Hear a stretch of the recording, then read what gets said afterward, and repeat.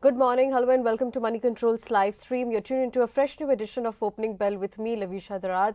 And we're waking up to some grim news this morning coming from the capital city where at least 8 people have been killed and several are injured following blast in a moving car outside Red Fort's Gate 1 metro station. Now, the incident has happened late evening yesterday around 6:50 p.m. and the owner of the car has been arrested as of now while the investigation is on. Prime Minister and Home Minister have reviewed the situation, and Home Minister Ajit Mishra, when asked if this was a terrorist incident, said, quote unquote, that they are viewing from all angles as of now. But yes, this morning also, Delhi's Chief Minister has held a meeting with the doctors and police officials and are taking stock of the situation as well. So you can see on your screen some grim visuals following the incident as well. And definitely our hearts and prayers go out to those who have been affected by this incident. High alert has been sounded in Delhi and across the country. So we'll get to you any developments that is happening on this story. So yes, some of the grim visuals that is happening on taking place on your screen. So yes, that is coming in from the Delhi front, and of course some developments which took place last evening. But yes, let's retrace back and come back to markets and talk about where we stand as of now, because yesterday we did see Nifty kicking off on a positive note. GIFT Nifty trends today, however, that has been suggesting a positive start. But if you look at the pre-open rates, they are looking volatile. Given it's the weekly expiry day, so any volatile moves should also be washed out by the traders as of now.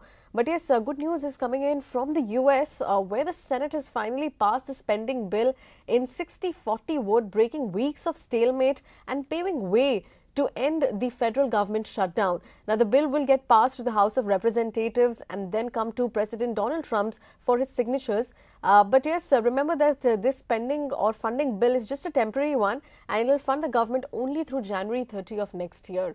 So, but yes, US markets, they have appreciated this move. If you look at Dow was up by about 300 points. Nasdaq also advanced by about 2%. And the spillover was also visible in the Asia Pacific markets because they mirrored the moves and inched higher this morning as well. But yes, we'll understand how all of these cues will get digested by our own markets with our experts. We'll also get some results reactions, stock specific moves. So don't forget to drop in your stock related queries and we'll get to them in a bit. But before delving deeper into the show, let's take a quick check of the top headlines this hour. US markets end higher overnight with Dow closing for nearly 400 points higher, while the Nasdaq gains 500 points with the hopes that the shutdown could end. Asian markets also open higher, tracking gains in the Wall Street. Meanwhile, the GIFT Nifty is suggesting a positive start for our own markets. Crude oil prices hold steady just around $60 per barrel, a mark just as investors brace for the latest market outlook report from the OPEC. Meanwhile, the gold prices have hit the highest level in 2 weeks as weak US data boost rate cut expectations. Varun Berry has resigned as Vice Chairman and Managing Director of Britannia with 4 years left in his tenure. Rakshit Hargave will take over as the MD and CEO from December 15 onwards, whereas Natarajan Venkatraman gets interim CEO position. And in the primary market action, Physicswala 3480 crore rupees IPO will open for subscription today and will close on 13 of this month. The price band is set at 103 to 109 rupees per share. And at least 8 people have been killed following explosion that ignited from a car in Red Fort's area last evening. Security has been tightened in Delhi and across the country. The car owner has been arrested as of now as the investigation continues. All right, we did see in yesterday's trading session that Nifty has extended the rebound and ended higher by about 82 points. Snapped its 3-day losing streak as well. After last week, we did see Nifty ending with about 1.5% loss as well.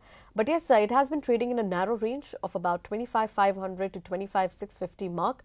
And yes, if you look at the broader end of the markets, they have remained quite resilient because mid-caps and small caps, they remain to outperform the benchmark indices. But from a sectoral perspective, IT, pharma and metal, these indices close in the green, barring your metal, realty and FMCG indices, which ended lower in yesterday's trading session. The breadth of the markets was also quite bearish because advances did take a backseat and declines took an upper hand. But yes, we did see some strong buying interest that came in from IT and pharma stocks, which rose about over 1% each on improved sentiment. But yes, coming to the cash flows positions of where we stand, FIIs, they were yesterday net sellers, sold stocks which was worth about 4,000 crore rupees in the cash markets, DIIs, net buyers, buying stocks which was worth about 58 crore rupees in the cash markets. But yes, coming to the Nifty put call ratio, that has also rose by about 0.99 from 0.93 levels in the previous session. And one stock which has been added to the FNO ban, that is your sale as of now. But yes, let's take a quick check of how the pre-open rates look as of now, because it had been suggesting a mild start for the markets. If you look at the pre-open rates, Sensex is up by about 100 points. Nifty is also above that 25,600 mark. But whether or not this level gets sustained is something that we'll understand from our technical expert of the show. Joining me is Ajit Mishra of Religare Broking. We'll get to him. Ajit, good morning. Yeah, good morning, Lovisha. Good morning. Ajit, yesterday we did see that Nifty has snapped its 3-day losing streak. And of course, today it's the weekly expiry day. But what are the levels that we can watch out for? Right. So, Lovisha, last week itself means, prior to those weeks wherein we were seeing more of time-wise correction. Last week, it was more of price-wise correction also because we slipped below the 20 EMA mark, which was placed around 25,600. In the last trading session, we made an attempt to reclaim that mark, but we couldn't sustain. So basically, 25,600 is now the make or break area. As long as we are holding below this mark, consolidation will continue with 25,300 being the key support. See why we are not seeing this consolidation as a negative as of now, because banking, which is the key constraint to the index, is still holding strong. We still managed to hold 20 EMA in the banking index, and the other sectors on the rotational basis are also offering buying opportunity or strength during this correction or during this consolidation. So seeing that, yes, consolidation might continue, and today being the weekly expiry, volatility usually remains high. So let's say in case if we surpass 25,600 in the early trade, there could be an attempt of a recovery towards 25,750, 800 mark, and that's the area basically where one should look for booking profits. And on the downside, in case if we correct and if we see any dip towards, let's say, around 25,400, 450 zone, there one should look for buying opportunity with 25,300 being the stop and 25,600, 650 being the target zone. Okay, all right. All right, Ajit, let's also talk about if yesterday's sectoral moves. We did see IT stocks, one of the top sectoral performers. Can we expect the trend to continue given that we've seen that how the US markets have been buoyant on the news of ending the federal shutdown? So sustainability, I guess, is the key word for IT. Means we have not seen anything major, since the earnings season has begun. Sustainability is something that is continuing. Means if you see the index, 34,200 to 36,600 broadly is what the Nifty IT index is hovering in. Off late, after retesting the lower band around 34,800 mark, we have seen this rebound. So it's good at least that we are not seeing any further damage, despite the news that is coming on, especially from the global front related to the AI bubble. So that has not impacted at least the IT stock here so far in a big way. So as of now, I believe that consolidation is more likely, and one should refrain from aggressive long when it comes to the short-term trade, especially in the IT counters. Okay. But, Ajit, we have seen a good rally that came in from the PSU banks. Of course, in the past 2 months, they've made a smart comeback. Yesterday, they cooled off. But can we expect the trend and momentum to continue in the upcoming days? So yeah, three sectors basically, Lovisha, where one should be focusing on. So within the banking, PSUs are likely to continue with this buoyancy. Means we are at the record highs or almost after 1.5 years of consolidation. Then we have metals and auto. So these are three key sectors that one should continue to focus on. And but yes, within the PSU banking space, prefer the counters which are trading closer to their 52 weeks high or the record highs, not the stocks which are still lagging or struggling around their record lows or 52-week lows. Okay, all right. All right, let's take some individual stocks in focus. We'll talk about Bajaj Finance first, given that the company did report a mixed set of second quarter performance. We did see some good observation coming in from its net interest income that has grown by about 22% on a year-on-year basis.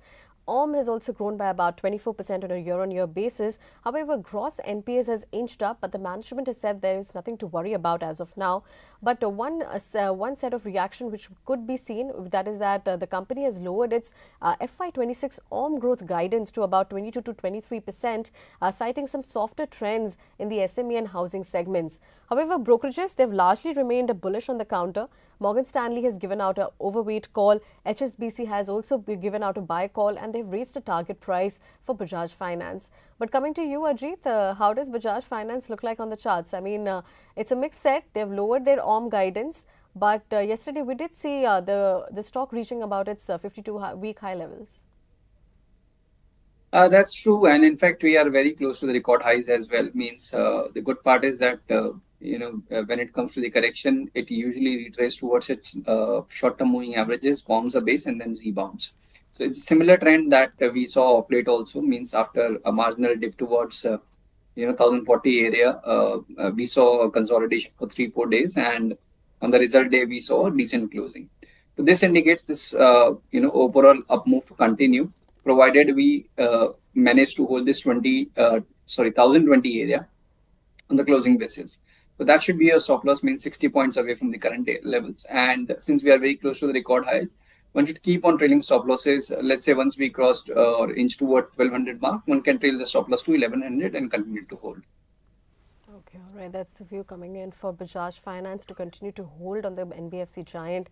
Let's also address about Britannia Industries, where Varun Berry has resigned as the vice chairman and managing director of the company, and we'll be seeing another Rakshit Hargave who will be taking place as its new CEO of the company from 15 December onwards. So yes, this is subject to regulatory approval as well. But yes, Britannia Industries, what is your view on the counter, Ajit? I mean, the stock has significantly rallied so far this year. That's true, and in fact, if you see within the FMCG space, we'll just have very handful of names which are trading closer to their 52-week high or to their record highs, and Britannia is among those names. So Britannia, Marico, these are a couple of names wherein we are seeing decisive strength. But post this news, the initial reaction is negative. But we believe that consolidation is more likely, means closer to around 5600, 5700 is what the stock might face, support. And on the higher side, 6200 could be the upper band.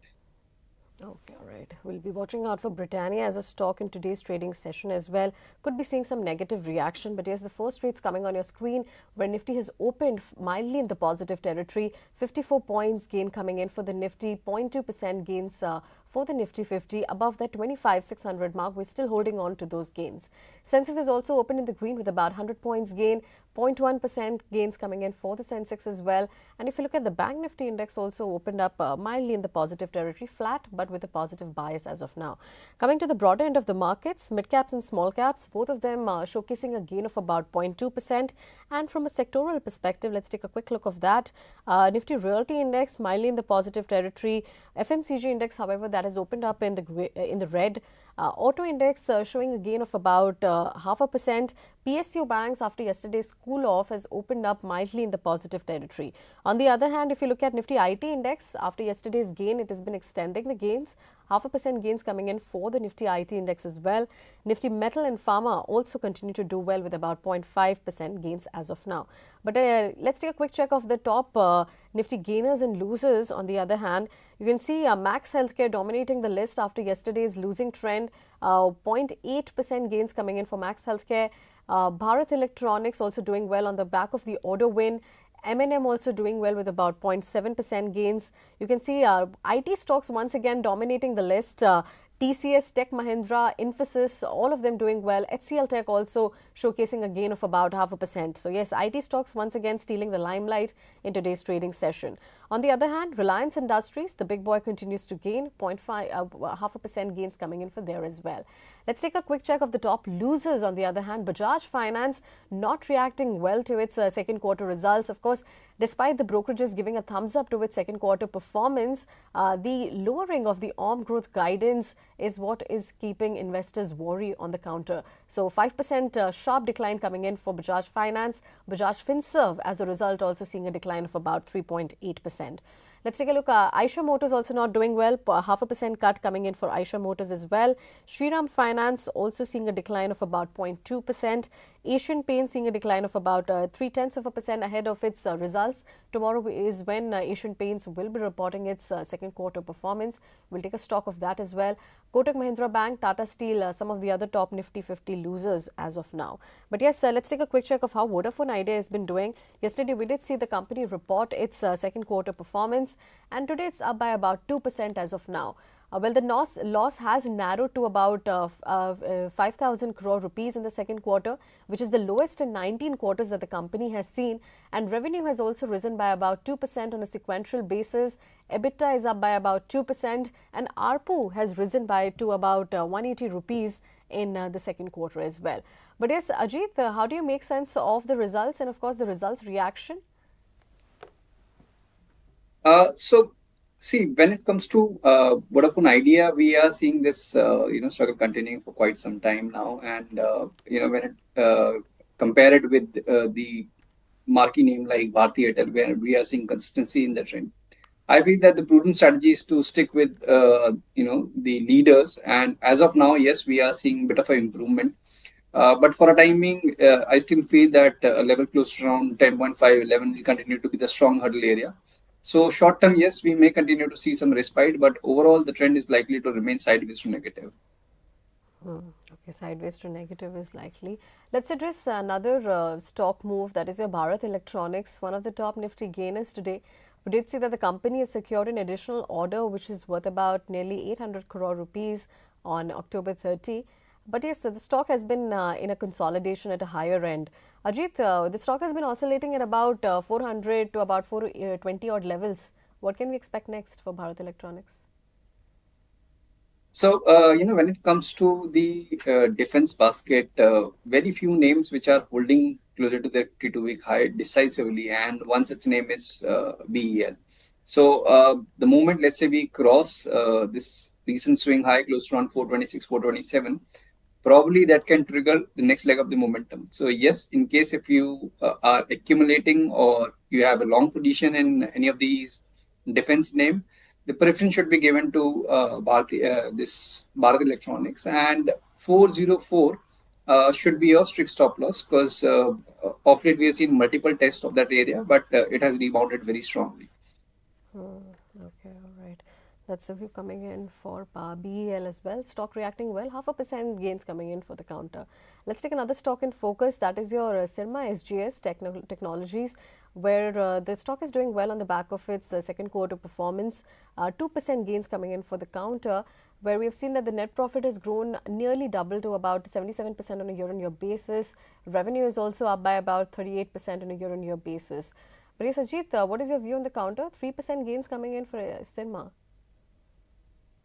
Yeah, so a strong reflection to the numbers means it's been almost 2 months of consolidation, more of time-wise consolidation, means the stock was at record highs. Again, we are inching towards the same. So after this recovery, we anticipate a possible breakout this time, means above 860, it can inch toward 950,000 area. So definitely you can stay put. Now 800 should be a stop loss for fresh buying also. With 950 as a first target, then 1020. Okay, all right. That's the view coming in for Syrma. Let's take some viewer queries that is getting dropped on our live feed. The first query coming in from Naveen is asking the view on Infosys for a positional trading. Ajit, what is your view on the counter? I mean, we did discuss about IT stocks, but for Infosys, any levels you want to underline? So Naveen, I feel that we are very close to the resistance zone. Means last time also, if you notice that 1530 was the area basically where the stock reversed, and today we have tested the same mark. The long-term average is placed around 1537. So let it close above at least 1540. Then definitely you can consider for long positions. Let's say around 1630, 1640 being the first target area. In case if you have by any chance existing longs, 1495 should be a strict stop. Okay, all right. 1495 could be a strict stop loss for Infosys. Let's take another viewer query on that note. We have Neeraj Sinha who's been asking the view on Eternal. He's asking if it is still a good bet because he has entered at about 351 levels, and he's asking whether he should average or exit at this point of view. Of course, from October onwards, you've seen the stock has been on a sliding trajectory, Ajit. But yes, 315 is where he has entered, and right now the stock is trading at about 300 rupees per share. What is your suggestion? Yeah, so yes, it's a gradual decline. Means after topping out around the 366 area, and we have slipped below the first critical supports. Means of late we have slipped below 100 EMA also. So this may result in further decline, but on the price wise, 300 305 was the area basically from where last time we saw the breakout. So bulls might try to defend this zone, but adding to your loss making position is definitely not recommended, because in case if it fails to hold this area, then probably we are set for around 288 290 levels. So as of now, 288 should be your strict stop loss for your existing position. You can look for adding to your position the moment we cross 320 mark, because then we'll have a confirmation that the stock has reclaimed the momentum. So until we see a decisive breakout above 320, one should refrain from fresh long or adding to the existing positions. Okay, all right. That's the view on the counter. Let's take another view or query. Then we have Naveen, who's been asking the view on HDFC Bank. Ajit, of course, the stock has done well so far this year, but right now the stock has entered into a consolidation zone, and it has been quite some time. Do you expect this range-bound movement to continue in the upcoming sessions? Yes, so indications are largely in the favor that we might continue to hold this band close from 950 to 1020. So, while we are seeing strength, uh, in the banking space largely, so it's a very selective buying, especially the PSUs. They are doing well, and on the rotational basis, we are seeing that the private banking majors are also participating, or at least holding their ground. So, short term view, I still feel that PSUs are better bet when it comes to trading point of view. But in case if you have made any investment and having a positional view of let's say 3 to 6 months, then definitely you can stay put with 350, 950 as a stop for SDFC Bank, with 1020 being the first target area, and then a newer high, maybe close to around 1100. Okay, all right. 1100 odd levels. All right. That's the view coming in for HDFC Bank. Let's take another viewer query. We have Aman Jain, who's been asking the view on Tata Motors on how the stock is expected to do in the next couple of sessions. Ajit, of course, tomorrow we can see that the CV arm would be getting listed on the bosses. But yes, what is your view on Tata Motors passenger vehicle stock? So still the same struggle continues, Lavisha. Nothing has changed, post this demerger also. And when it comes to the auto pack, we have handful of names which are comfortably quoting around their record highs. So be it Eicher, M&M, TVS. So if the view is short term, please stick with the trend. Means stocks which are trading or aligned with the index, benchmark index. M&M, in fact, is something that one can consider even at current levels. Means we are set for a new record highs. It's already a consolidation range breakout. So 3880 is what we are eyeing as a target. So with stop at 3570, you can look to accumulate M&M at current levels. Okay, all right. That's the view coming in for Tata Motors as well. Let's take another viewer query. Then we have Contact, who's been asking the view on IEX from an investment perspective. IEX, today the stock is down by about 0.5%, Ajit. And in the past one, when the stock has fairly been range bound as well. How would you suggest, is it a time to buy at these current levels? So Lavisha, since with this news that its monopoly is now in danger, so since then we are seeing this underperformance continuing in this stock, and we have not heard anything concrete, on the positive side for the stock as of now. Level wise, yes, we are very close to the support area from where last multiple occasions we saw a rebound. But in a market like this, wherein we are inching towards the record highs, and we have sectors and themes which are comparatively doing well, like PSU, banks, metal, auto. I feel that the opportunity is ample in those spaces. So one should act accordingly instead of focusing on the underperformers. Okay, all right. That's the view coming in for the counter. Let's take another viewer query. We have NS, who's been asking the view on CG Power at the current market price, because he's bought the stock a few days back, and he's asking whether it is good to hold for a 25% profit in the near term. Ajit, what would you believe for CG Power? I mean, the stock has been quite range bound, but the viewer is asking if it is good to hold for a 25% profit in the near term. I'm sure that in case if you have a clear 25% upside target, then your downside is also that something that you have thought of, means roughly at least not 1:1, but at least half, means 12%. So that too I feel is not ideal strategy. See, now this 700, 695 to be precise, is the zone basically where we have multiple supports. In fact, in the recent swings, we've seen the stock finding support around 720 area also.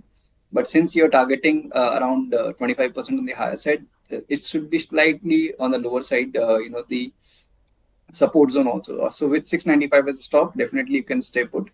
For any fresh momentums, 755, 760 is the first area of resistance, and once we cross that, then probably we are set for 850.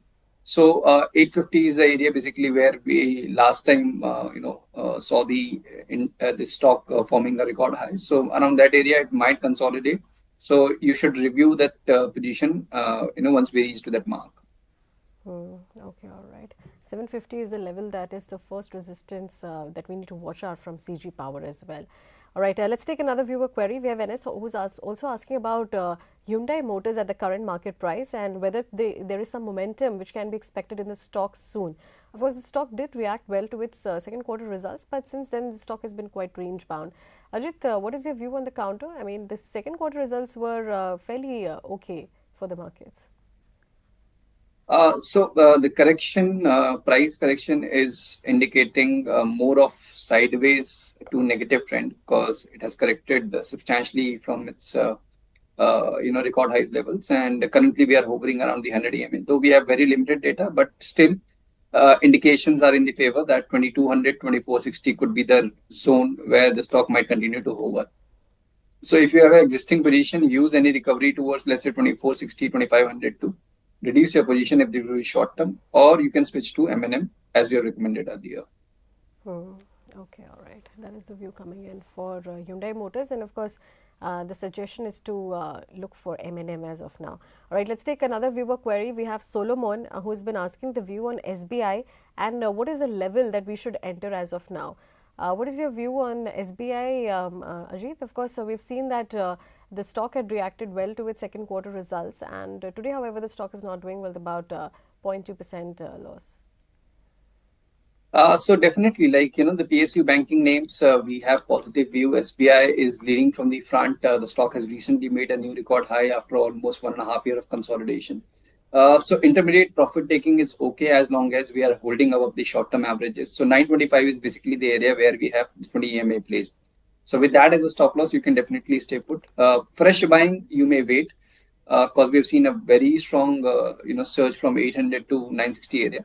So there could be further consolidation which can help the stock to inch toward less than around 930 or 925 zone. So that will be the ideal zone to buy. But in case if you have existing position, then also you can continue to hold with 925 as a stop loss. Okay, all right. That's the view coming in for SBI and the rest of the PSU banks as well.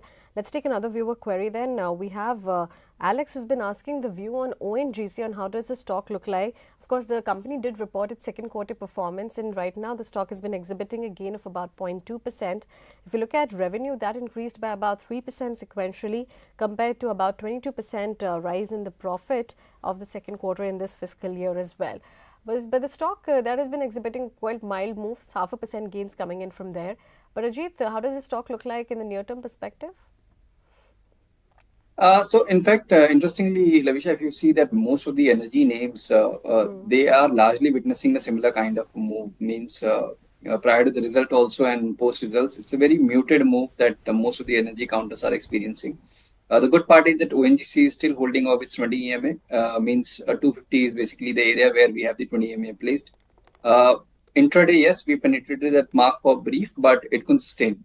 So very short term point of kind of a position in case if you're planning to maintain, then 248 should be your stop loss.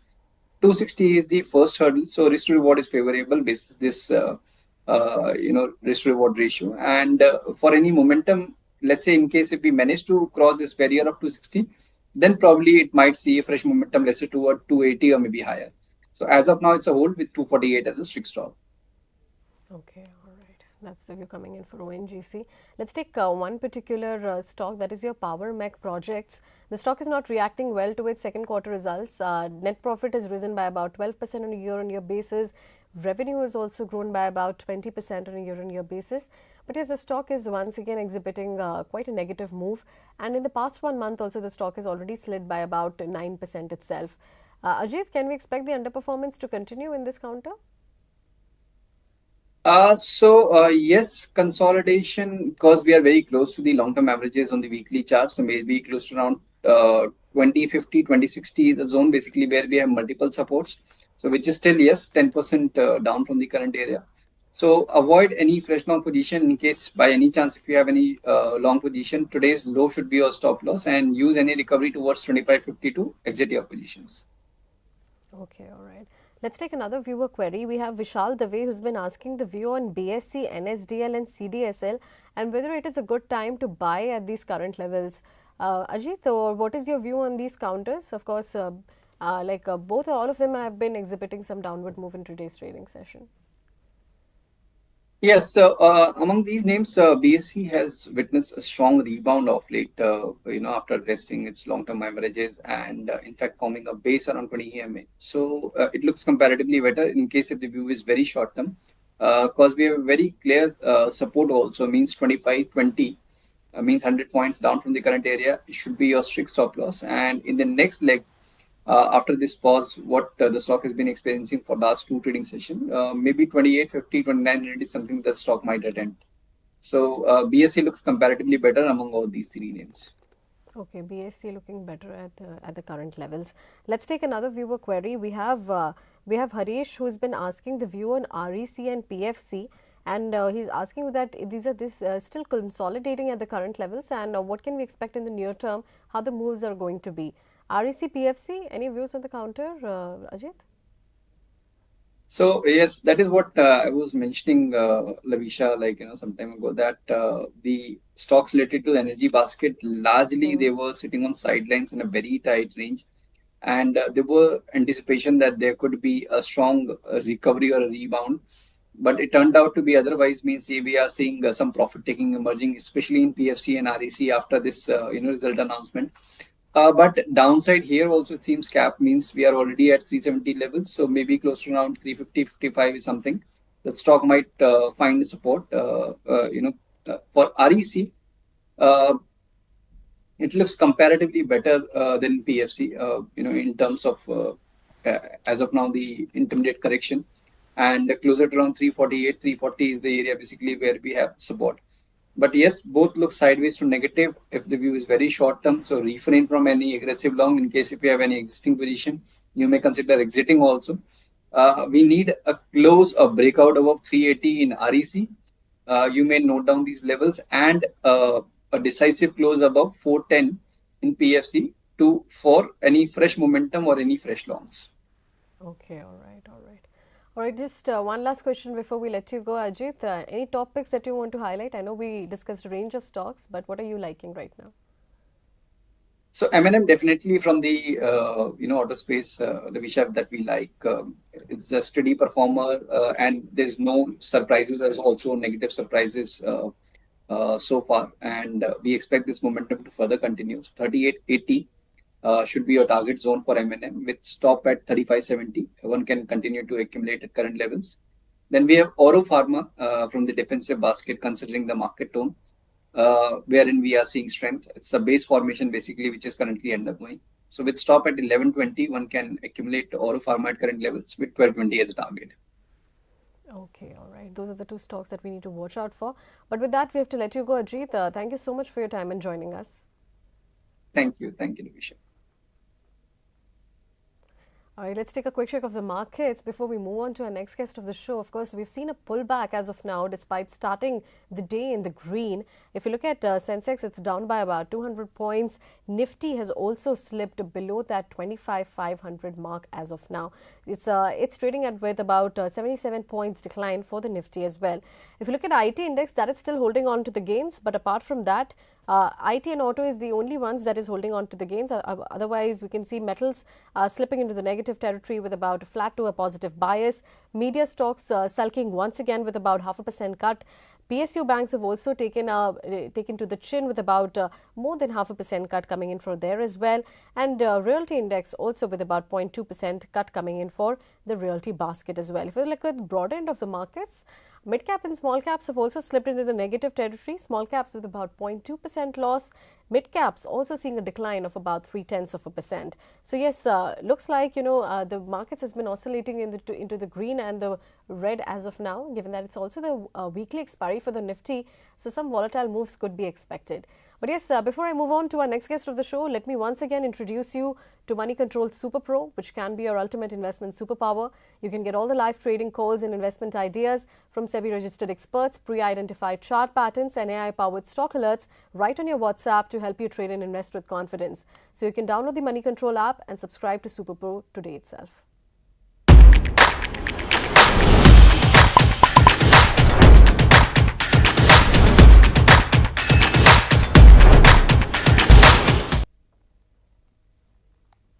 All right, with that, let's quickly move on to our next guest of the show. We have Vipul Bhowar, Senior Director, Head of Equities, Waterfield Advisors, joining us. Vipul, good morning. Yesterday we did see Goldman Sachs report predicting Nifty to reach 29,000 by next year. But do you think that's feasible? Because we've seen this year has been quite range-bound for the markets. Hi, good morning, and thank you for having me here. So we do agree that the Nifty levels can be achieved. More so because we are seeing signs of earnings recovery, and of course there's a rolling recovery. It is not happening. It's not a broad-based recovery. We are seeing a rolling recovery, and as quarter on quarter passes by, we'll see sector over sector reporting recovery in each and every sectors which we are closely tracking. So yes, I agree with what Goldman has reported, and won't be surprised more and more firms will upgrade their targets based on the earnings recovery which most of us are seeing. Okay. But Vipul, one thing that majority of the global brokerages, be it your HSBC or even Goldman, they have pointed out that the valuations still remain quite cheap. So what is your view on the earnings front? I mean, are we still on track for the double-digit growth, and that could actually justify the valuations that India is trading at as of now? Yeah, so in terms of valuations, I mean, if we look at Indian market versus emerging market valuations, we are back to the 10-year average. So our 10-year average Indian market valuations versus emerging markets, we traded at a 60% premium. We are there. So we last year same time, the emerging Indian markets traded at 100% premium to emerging markets. Today, as we speak, we are back to 60 to 65 range, and the earnings will take care of that 4-5% gap. So from a emerging market valuations, we are back to the 10-year average. If we look at in PE terms, if the consensus double-digit growth expectation pans out, so the broader market expectation is anywhere between 12 to 13% earnings growth. If that pans out, it is fair to assume that on a forward basis, we are in the 21 to 22 P range, which has been the last 10-year average. So it's not that we are trading at a high premium to our averages. We are back to our 10-year averages in terms of valuations. So from a valuation standpoint, I think we are at fair valuation. I will not say we are at cheap valuation, but we have gone through the last 1 year consolidation has bought those valuations at I would say at fair levels. That is what has played out. Okay, all right. Vipul, you did mention about broader markets could reach about 12 to 13% of earnings growth, but we have seen that in the past 2 quarters, small caps have led the decline from the broader markets. What would you say? I mean, would your view change from the second quarter? Yeah, so you rightly pointed out, and this is something we track closely. So we look at what is happening in the broader market and what is happening in companies where the market cap is above 5,000 crore, which is where most of the market cap is. So yes, in the broader market, the earnings are slower. So even in this quarter, almost 50% of the universe has reported earnings, and we see the top line growth is 9% and the bottom line growth is also 9-10%. But when we look at the companies with market cap above 5,000 crore, where what we see is the top line growth is 10-11%, and the bottom line growth is also 12-13%. So yes, there is this divergence which is happening in the market, and that will continue to play out. So like I said, we will not see a broad-based rally. We will see a rolling recovery, and certain sectors which will recover faster will start reporting earnings faster. Certain sectors will consolidate. So we will see that happening. Small and mid caps did see a stronger recovery in the last few years, and rightly so, because most of the mid and small cap businesses cleaned up their balance sheets, and hence the profitability looked much better. Now, as those businesses have gone into capex mode, most of the small and mid cap companies where we monitor, they have gone into a capex mode, and hence it is fair to assume that the earning cycle will not be as faster or as better what we saw in the previous cycle. So that is where we are seeing that divergence between small cap earnings, mid cap earnings, not as faster versus the broader market. Okay, okay. Then, Vipul, would we say, and is it safe to assume that it is better for investors to go for large caps and mid caps then from here? So our recommendation would be, so our view is neutral. So we depending on the risk profile, we would want to have an allocation to all the three market caps. Uh, Most of the new themes, most of the new sectors, predominantly in India, are in the mid and small cap basket, and that's why it merits to have an allocation in across market caps, where you have the traditional businesses, the traditional sector, which is technology, financials, and consumption in the large market cap. But there are many other sectors, there are many other businesses which are in the mid and small cap space. So it would our recommendation would be to have a mix of both mid and small cap. Like I said, in all the three market caps, valuations are back to their 10-year average. So there is no overvaluation in a particular segment or undervaluation. I think all the three market caps are trading at a fair valuation. Okay, okay. You're mentioning that, the markets are priced to perfection then as of now. So we will, point us out some of the sectors then which you are looking at from a long-term view, where there is some comfort in terms of valuation and certain growth visibility as well. Sure. So within the sector, there are sectors which are doing very well. Now, what I mean by that is, if we look at financials, for example, in financials, housing finance continues to do very well, where private banks are consolidating. They are recovering. So within the sector, we seeing businesses or stocks doing very well. Uh, within technology, mid cap technology continues to do very well versus large cap tech. And capital in energy, ancillaries continue to do very well. Uh, Consumer discretionary, too early, but there are signs of recovery. And that is something which we are closely tracking. So that is one theme to look at. Metals is something where there is signs of recovery, which we are seeing. So I think as the earning season comes to an end, we'll see these themes is where we see the earning trajectory continuing, and we see this momentum continuing. That is there. Travel as a sector continues to do very well. So be it hotels, travel, everything related to travel is continuing very well. That has done very well. In pharma, predominantly CDMO continues to do very well.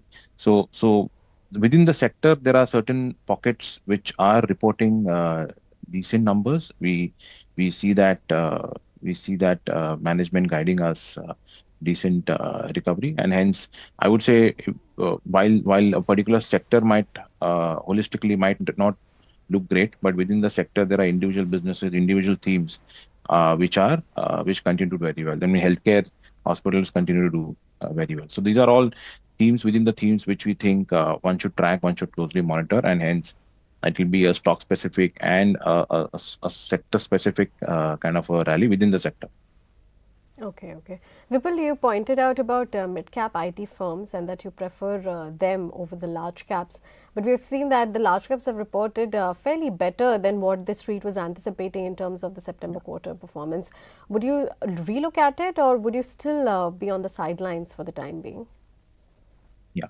No, so someone who, if the view is to take a 1 year plus kind of a view, most of the whole sector is available at 5-year below valuations. So that is from a valuation point of view, there is enough of valuation comfort in this space. The question is on growth, and predominantly if the views on growth, the mid cap businesses are reporting stronger growth. More so because the whole shift to a new technology, which is AI. Initially, the contract sizes are smaller, and what we see is that most large firms would want to take a larger contract and not bet on smaller contracts, which the mid cap companies are willing to take over, and hence mid cap IT companies are benefiting from those smaller contracts, and they're reporting good numbers. As the evolution of AI happens, and more conglomerates accept this and embrace this change, most large cap IT companies will also start seeing a stronger order book, which we saw 5 years back. So that is where probably the growth trajectory will change for larger firms. So while yes, there is valuation comfort, there is managements have acknowledged that they're going forward, they'll see growth ahead. Today, as we speak, the mid caps are benefiting because they are willing to take those smaller short-term contracts where the larger companies are waiting and watching for large ticket size to play out. Okay, okay, all right. But shifting focus from IT to PSU banks, I mean, we've seen a smart comeback in the past 2 months for the PSU banking sector as well. But what's your view on the private lenders? Can we expect, of course, we've seen plenty of private lenders reporting, saying that the margins could bottom from here on and the second half would be better than what the first half was like. But what's your view? PSU banks versus private banks?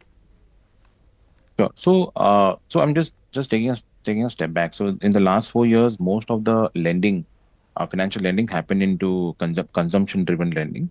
So be it car loans, personal loans, that's where most of the lending happened, and this is where PSU banks did not participate much. They benefited from the pre-provisions profits, and they benefited from the NPA recovery which they had. So the first phase of the recovery in credit growth was predominantly led by NBFCs and private banks, microfinance and small banks. They benefited, which actually in the last 1 year, because of a slowdown consolidation in that space, so those businesses or those sectors went in for a consolidation. PSU banks did not participate in that phase, so today they are beneficiaries of not participating because the NPAs have not risen and they are under control. Going forward, if the view is that corporate capex will continue, and we think it will continue, in corporate lending will come back because we have the cleanest balance sheets, and at least if when you look at the last 20 years, the Indian corporate balance sheet is the cleanest, and one of the reasons why markets look expensive, the fall in the market is limited because the balance sheets are the cleanest. So the market is expecting no accidents, even if there's a slowdown in earnings. So markets are willing to take that earnings slowdown call because they don't see any fallout if earnings fall because the balance sheets are cleaner. But if the view is that corporate lending has to happen, which we think is playing out as we speak, PSU banks are the beneficiaries because bulk of the corporate lending historically has happened via public banks. So we think private PSU banks or private banks and NBFCs should benefit and should report better earnings versus NBFCs and private banks. Okay, okay. But it's one last question before we let you go, Vipul. Any theme that you're underweight on? I mean, we discussed about a range of topics that you were positive on, but something that you're conservative about in the current market scenario. So we are underweight technology. We have not have a larger allocation in technology. We are playing technology via platform technology. That is how we are participating. But from an IT services point of view, we don't have a larger allocation there. We are reducing our allocations there. Consumer discretionary is where we did some rebalancing, but I would not say underweight. I would say we were overweight. We've gone back to neutral. But IT services is one theme which we have been underweight all throughout this calendar year. Okay, all right, all right. All right, with that, we have to let you go, Vipul. But thank you so much for your time and discussing the range of sectors that you're bullish and bearish on. Thank you for having me. Thank you. Thank you. All right, let's take a quick check of the markets or where we stand as of now, because we did start in the green, but we have flipped into the negative territory, and looks like we are also once again in the downward trajectory. If you look at Sensex, down about 250 points, Nifty also slipping with about 0.3% loss below that 25,550 mark as well. So yes, all in all, we are into the negative territory, barring, if you can see, a majority of the sectoral indices have also dipped into the negative terrain. Bank Nifty index showcasing a decline of about 0.2%. Nifty IT index, despite the muted market momentum, it's showing a bit of resilience with about 0.2% gain as of now. And Nifty Pharma also showcasing a gain of about 0.1%. So yes, both of these sectors continue to do well in this subdued market sentiment. On the other hand, if you look at the broader end of the markets, mid-cap and small caps, both of them sulking in the trade, showcasing a decline of about 0.2% as of now. But yes, with that, we have come to an end of this edition of Opening Bell. Do tune in at 3 p.m. for closing, and we will understand how the market is developed with our experts and also discuss the stocks that have grabbed the headline. So until then, signing off, stay tuned to moneycontrol.com for all the news updates and market insights.